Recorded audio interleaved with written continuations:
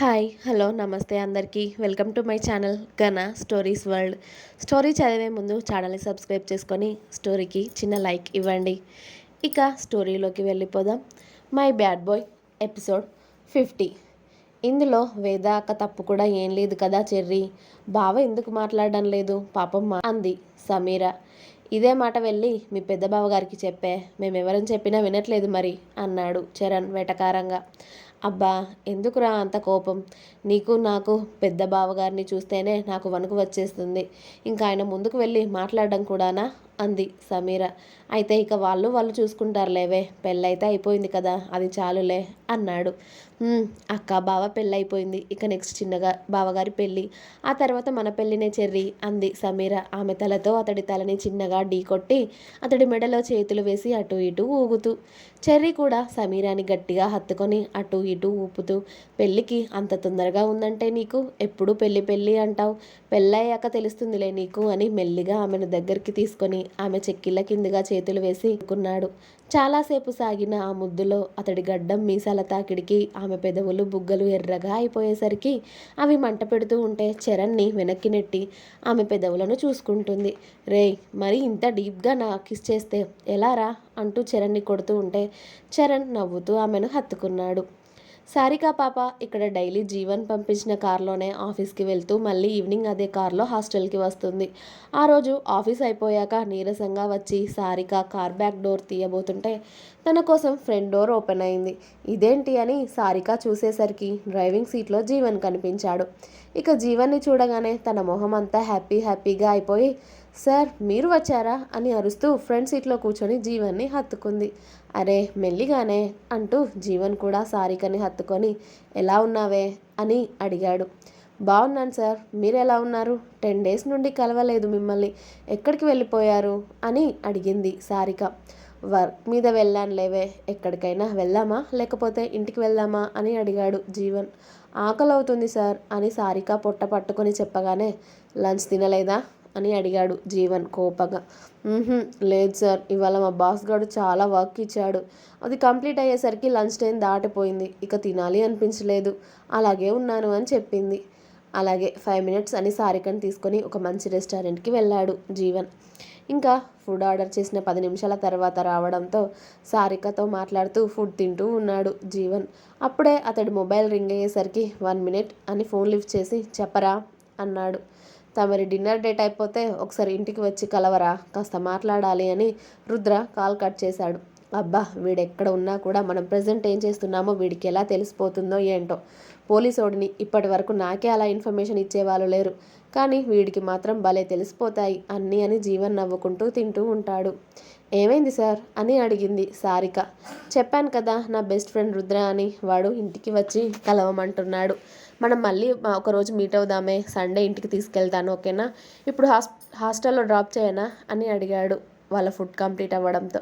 అలాగే సార్ అని ఇక ఫుల్గా తినేసి ఓ ఐస్ క్రీమ్ పెద్ద చాక్లెట్ ప్యాకెట్ తీసుకొని సారిక హ్యాపీ అయితే తనని హాస్టల్లో డ్రాప్ చేసి జాగ్రత్త, కాల్ చేస్తా నైట్ ఇంటికి వెళ్ళాక అని జీవన్ సరాసరి రుద్ర వాళ్ళ ఇంటికి వెళ్ళాడు. ఓహ్, సారిక మ్యాటర్ ఇప్పుడు వీడికి చెప్పినందుకు నన్ను ఎంత వేసుకుంటాడో ఏంటో అనుకొని జీవన్ ఇంట్లోకి వెళ్ళేసరికి, హలో జీవన్ ఎలా ఉన్నావు నాన్న, ఇటువైపే రావడం లేదు అన్నారు మీనాక్షి గారు. బాగున్నానంటీ, వర్క్ మీద వేరే ఊరు వెళ్ళాను, ఇవాళే వచ్చాను, రుద్ర ఎక్కడా అని అడిగాడు జీవన్ సోఫాలో కూర్చొని. అదిగో వస్తున్నాను నాన్న అని చెప్పి రుద్రకి జీవన్కి జ్యూస్ ఇవ్వమని మెయిడ్కి చెప్పారు మీనాక్షి గారు. రుద్ర వచ్చి జీవన్ ముందు ఉన్న సోఫాలో కూర్చున్నాక, ఏంట్రా అంత అర్జెంటుగా రమ్మన్నావు, ఏం మాట్లాడాలి అని అడిగాడు. అప్పుడే వేద పాప కూడా కాఫీ కోసమని కిందికి వచ్చింది. వేద వైపు చూస్తున్న జీవన్ షాక్ అయ్యాడు. ఆమె మెడలో తాళి, పాపిట్లో ఉన్న కుంకుమ చూసి, మీకు పెళ్ళెప్పుడైపోయిందిరా అని అడిగాడు.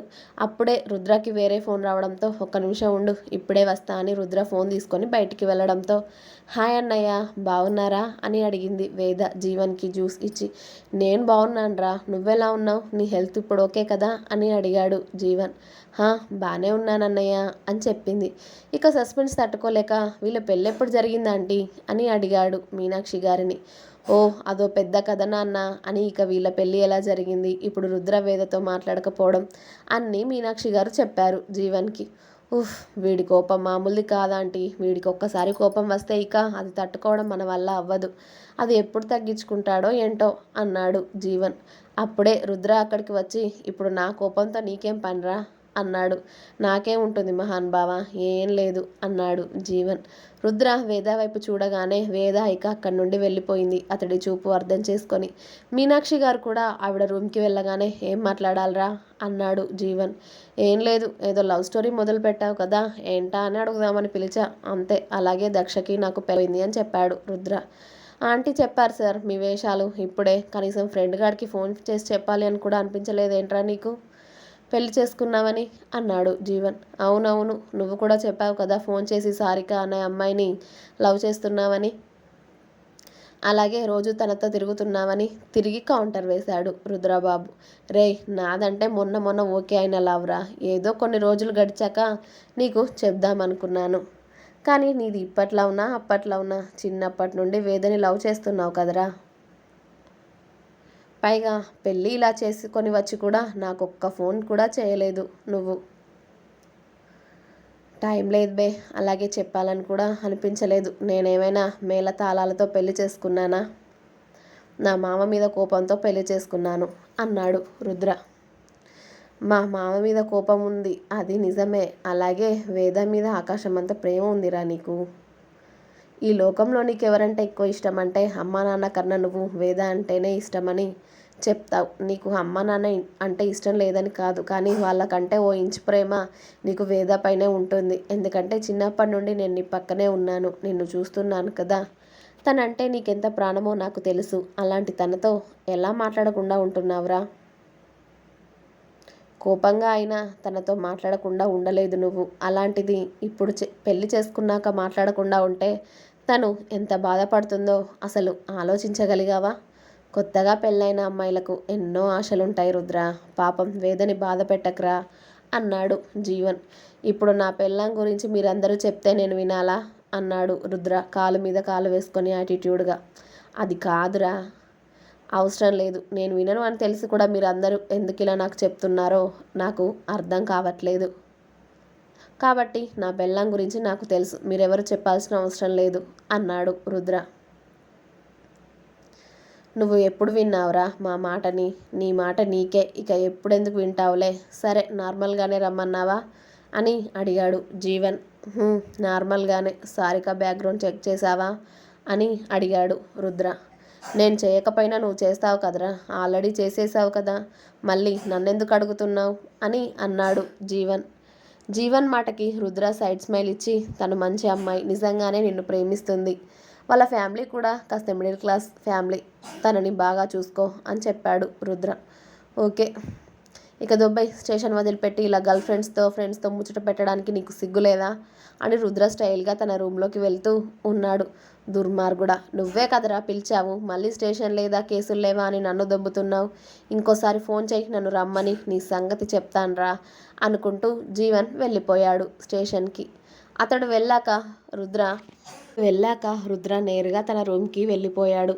రుద్ర వెళ్ళేసరికి వేద అప్పుడే ఫ్రెష్ అయ్యి నైట్ డ్రెస్ వేసుకొని వచ్చింది. వేద రాగానే రుద్ర కూడా వెళ్ళి ఫ్రెష్ అయ్యి వచ్చాడు. ఇక రోజులాగానే వేద వెళ్ళి బెడ్ మీద పడుకున్నాక రుద్ర కాస్త రాత్రి వరకు వర్క్ చేసుకొని వేద పడుకుందో లేదో చూసి ఆమె గాఢ నిద్రలో ఉంది అని తెలిసాక మెల్లిగా ఆమెని అతడి ఎద్దపై పడుకోబెట్టుకొని అప్పుడు హాయిగా నిద్రపోయాడు. అలవాటైన స్పర్శ కదా. రుద్ర మీదకి రాగానే ఇంకా హాయిగా అతనిని గట్టిగా చుట్టుకొని నిద్రపోతుంది వేద.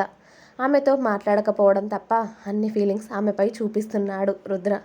అతడి ఏ ఫీలింగ్ అయినా భరించడానికి సిద్ధమైపోయిన వేద అతడి కోపాన్ని కూడా భరిస్తుంది. ఎందుకంటే అంత ప్రాణం అతడంటే ఆమెకి. రోజు ఇదే తంతిక. వేద పాప చక్కని ఇల్లాలిలాగా ఉదయాన్నే అలారం పెట్టుకొని మరీ లేవడం, ఫ్రెష్ అయ్యి వాళ్ళ అత్తయ్యతో పాటు పూజ చేయడం, రుద్రకి కాఫీనో జ్యూస్నో తీసుకువెళ్ళి ఇవ్వడం, ఆ తర్వాత వాళ్ళ రూమ్ని నీట్గా సర్దుకొని రుద్ర ఆఫీస్కి రెడీ అవుతుంటే అతడికి అన్నీ అందివ్వడం, అతడికి ఆమె దగ్గరే ఉండి టిఫిన్ వడ్డించడం, చక్కగా అన్నీ అతడికి చేసి పెడుతుంది. కానీ అతడు మాత్రం మాట కూడా మాట్లాడడం లేదు. ఆ రోజు రుద్ర ఏదో హడావిడిలో ఉన్నాడు. ఆఫీస్కి త్వరగా వెళ్ళాలని ఓవైపు రెడీ అవుతూనే ఓవైపు ఫోన్ మాట్లాడుతూ ఉన్నాడు. చెవి దగ్గర ఫోన్ పెట్టుకొని అతడి షర్ట్ బటన్స్ పెట్టుకోవడానికి ఇబ్బంది పడుతూ ఉంటే వేద మెల్లిగా వెళ్ళి అతడి చేతులు తప్పించి అతడి షర్ట్ బటన్స్ పెట్టడం స్టార్ట్ చేసింది. అతడు ఫోన్ మాట్లాడుతూనే వేద కళ్ళల్లోకి సూటిగా చూస్తూ ఉన్నాడు. అతడి చూపులు సూటిగా ఆమెను తాకుతున్నా కూడా సైలెంట్గా షర్ట్ బటన్స్ అన్నీ పెట్టి కాలర్ సరిచేసి రుద్ర కళ్ళల్లోకి అలాగే చూస్తూ ఉండిపోయింది వేద కూడా. ఆమె నీలరంగు అక్కడక్కడ వచ్చిన తెల్ల పువ్వులు వచ్చిన చీర కట్టుకొని వైట్ కలర్ బ్లౌజ్ వేసుకొని చేతికి బంగారు గాజులు అలాగే మట్టి గాజులు జడాళ్ళుకొని అందులో 2 మూరల పువ్వులు నుదుటిన బొట్టు దాని కింద కుంకుమ పాపిట్లో కుంకుమ మెడలో అతడు కట్టిన తాళి నల్ల పూసలు ఇంతకు ముందు కన్నా ఎంతో కలగా ఎంతో అందంగా కనిపిస్తుంది వేద. భార్యగా మారిన తర్వాత అంత పరీక్షగా ఆమెను ఇప్పుడే చూడ్డం అనుకుంటా అతడు.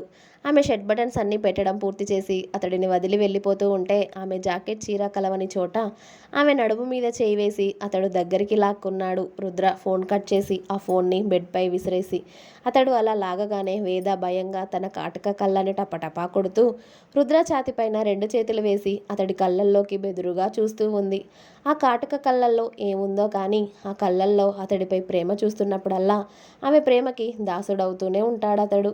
కానీ అతడు బయటపెట్టే రకం కాదు కదా. అతడు ప్రేమైనా కోపమైనా బాధైనా ఏ ఫీలింగ్ అయినా అతడి చేతల్లో చూపిస్తాడు తప్ప మాటల్లో తక్కువ.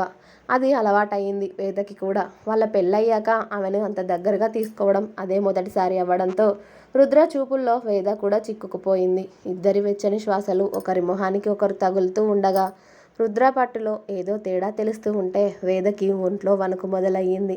అయినా కూడా ఆమె భయాన్ని తగ్గించుకొని అతడి పట్టుకు అలవాటు పడుతూ ఉండగా మెల్లిగా ఆమె మొహం మీద ఎయిర్ బ్లో చేశాడు.